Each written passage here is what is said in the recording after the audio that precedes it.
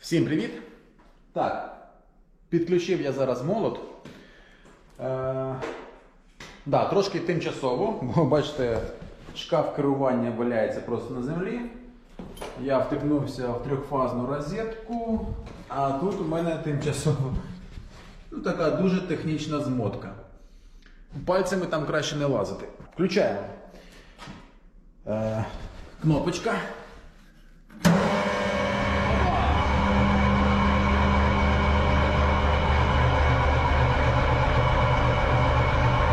Оцю ручку піднімаємо. Є.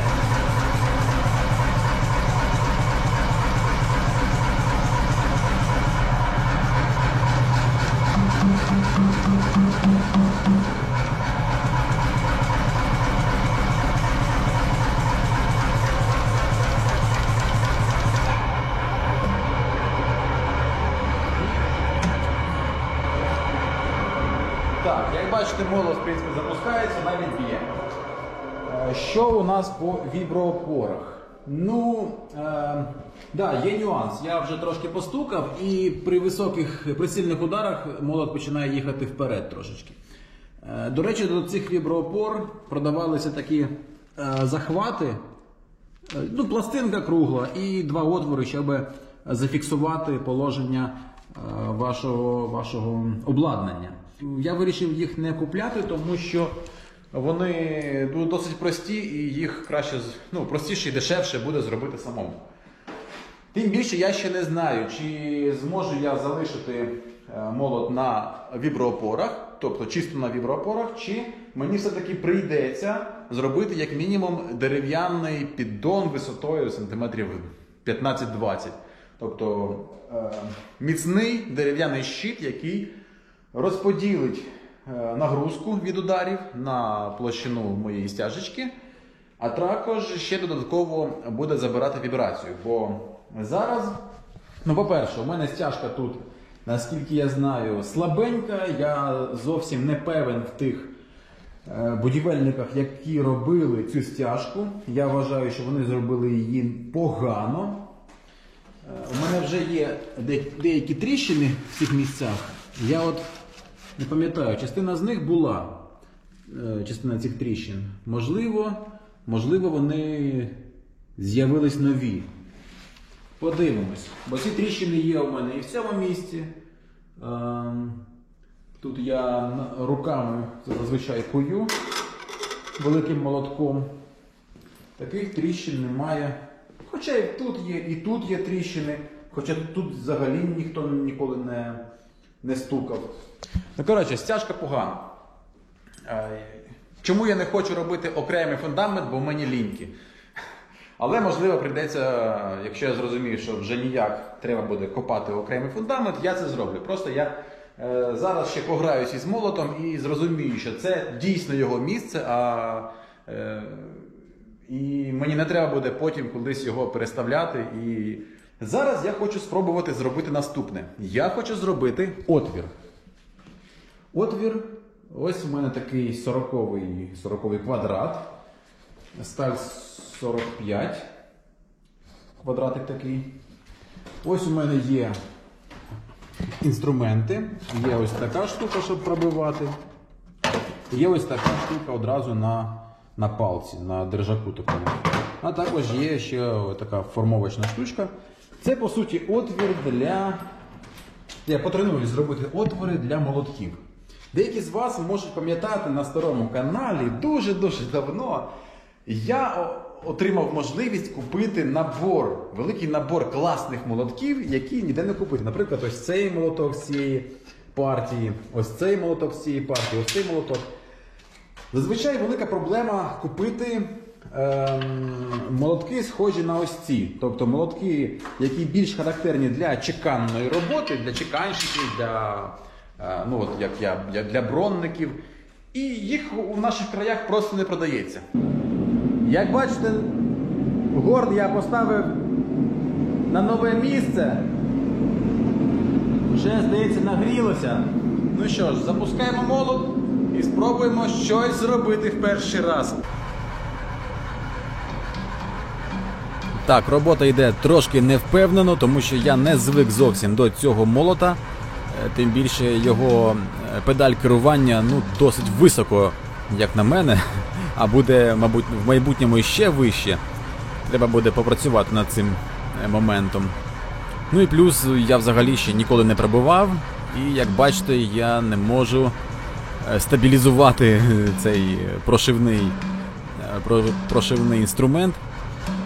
Ось я намагаюся просто сильними, чіткими ударами попадати, і тоді, вроді, здається, робота йде краще. Інструмент застрягає в дірці, тому я на боки ось так кладу, і тоді інструмент можна витягнути. Він вистрибує звідти.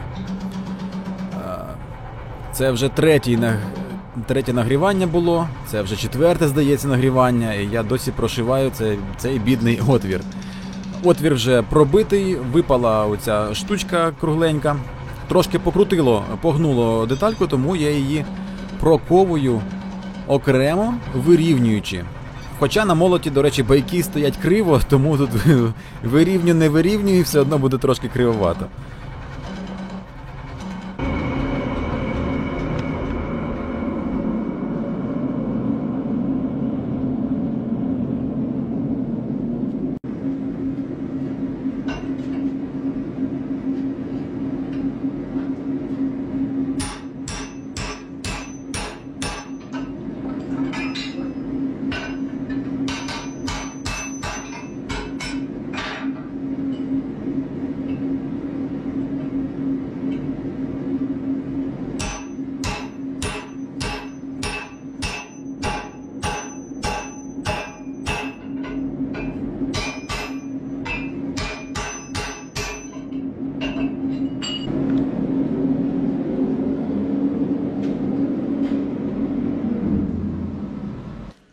Ну що ж, перший успішний отвір для майбутнього молоточка зроблено.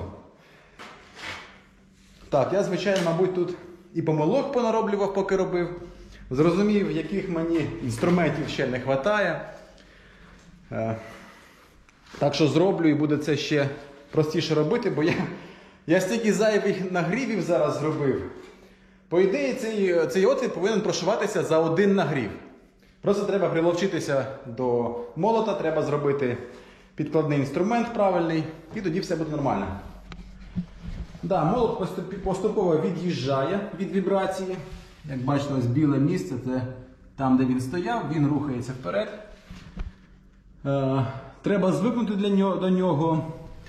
Також для мене ще є проблемою те, що бачите, якщо я упираюся носком, бачите, сюди от, в шпильку, то я не можу зафіксувати ногу, і вона зісковзує, з'їжджає. Тобто я зазвичай хочу, щоб у мене був якийсь упор на нозі. Або на п'ятці, або на носку. Але звідси воно теж падає, а під п'ятку тут нічого немає.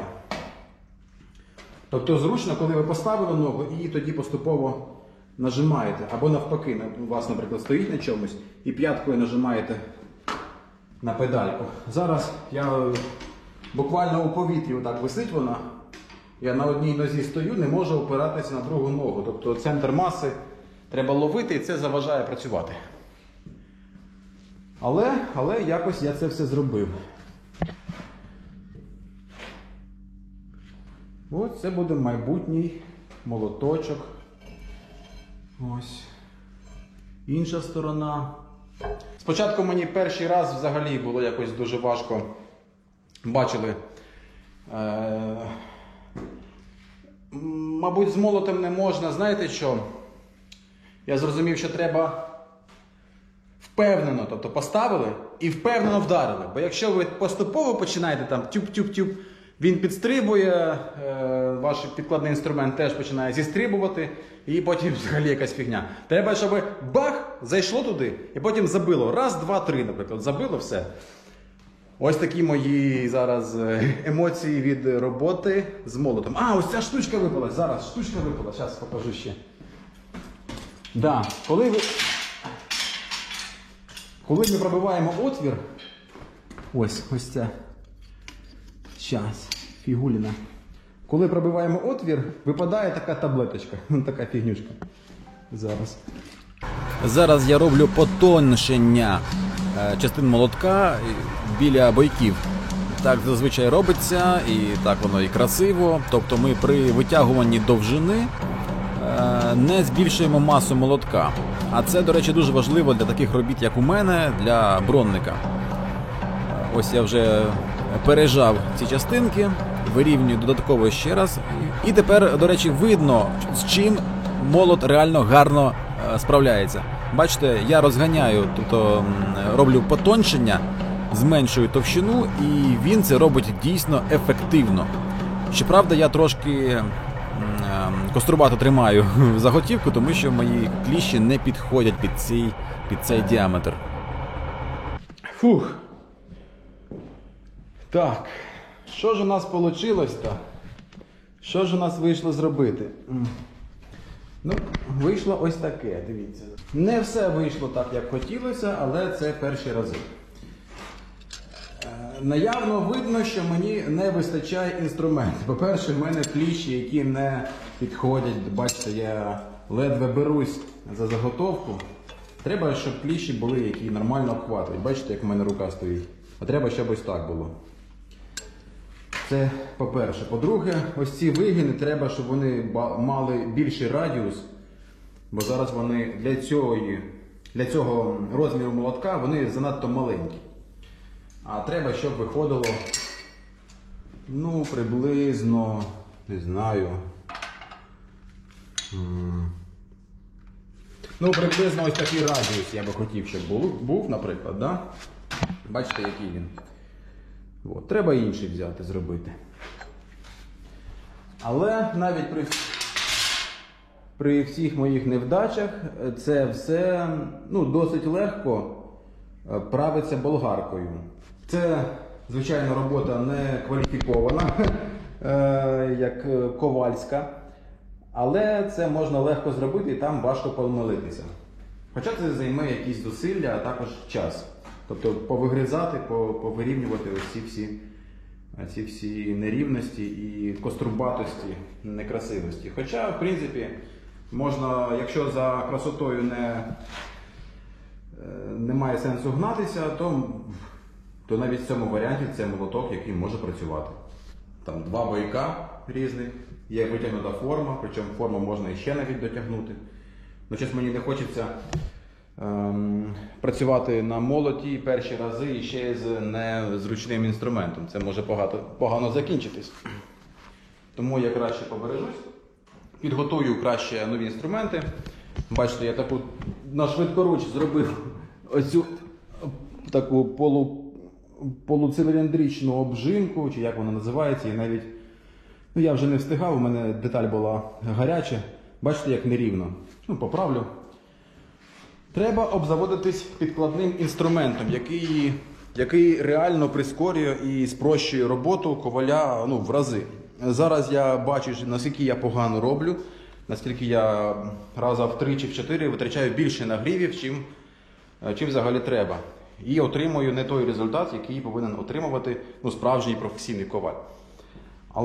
Але саме головне, я знаю, що треба виправити, і знаю, що треба потім пробувати. В цьому мені, до речі, дуже допомагає YouTube. Є багато каналів, на яких можна навчитися робити такі от прості і корисні речі, як там молоток, сокиру, там якісь такі штуки. Я, до речі, залишу в описі посилання на ті канали, які я зазвичай дивлюсь, щоб зрозуміти, як кувати. Так що і ви теж зможете ознайомитись з цим ремеслом, але дивитись не на мене, а на справжніх професійних ковалів. До речі, отвір, в який летять іскри, бачите, там отвір є в стінці, там у мене розташована витяжка, і досить зручно, тому що у мене такий ящичок, з якого витяжка витягує і дрібний пил, і великі такі іскри.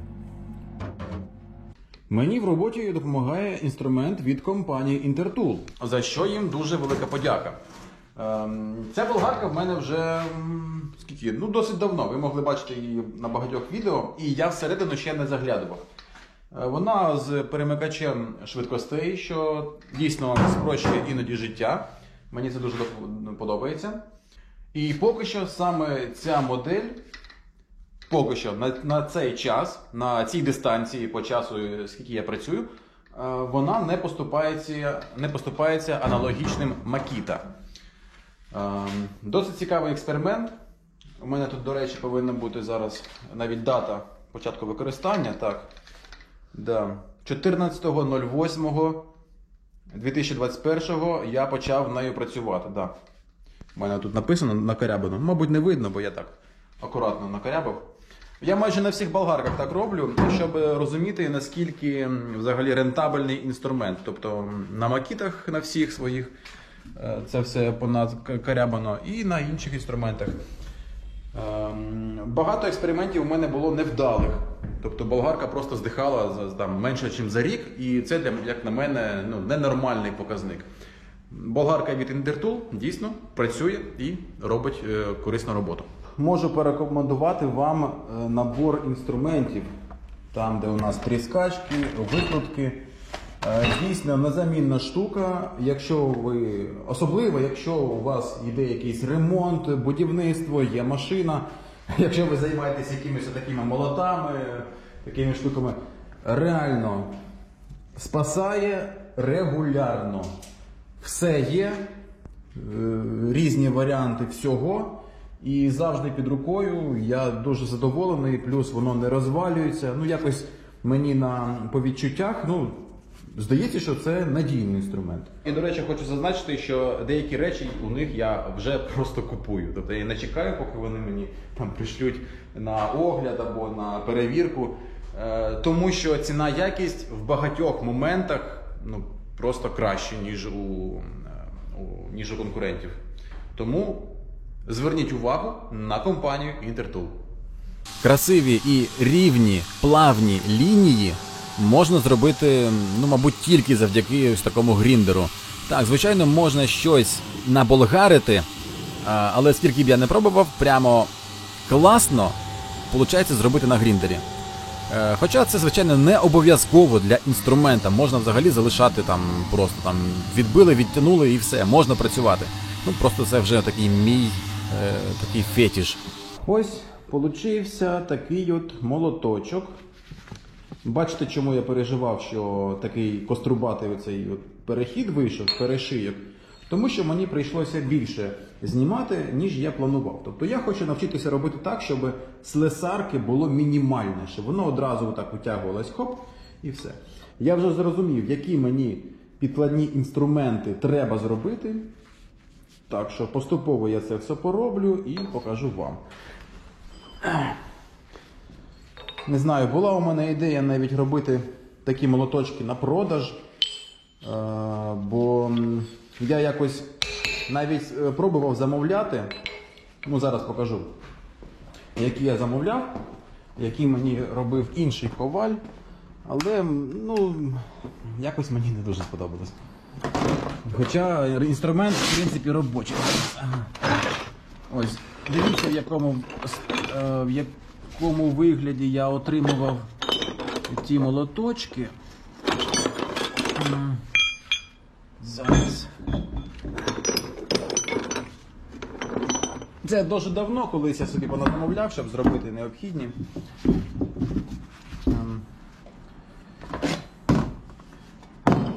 Вони не відслесарені.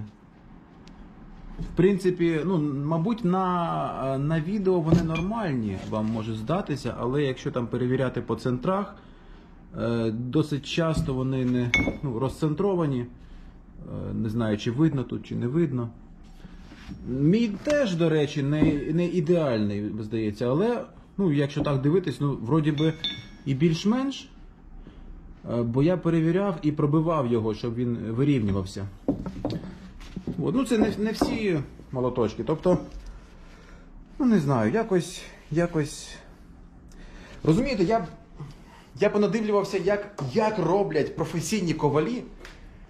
У них реально це займає дуже мало часу. Вони там роблять, у них кожен нагрів це здоровенний кусок роботи. Я хочу так само. Я хочу, щоб ця штучка робилася не знаю, скільки тут, прошити отвір, один нагрів треба зробити. Да?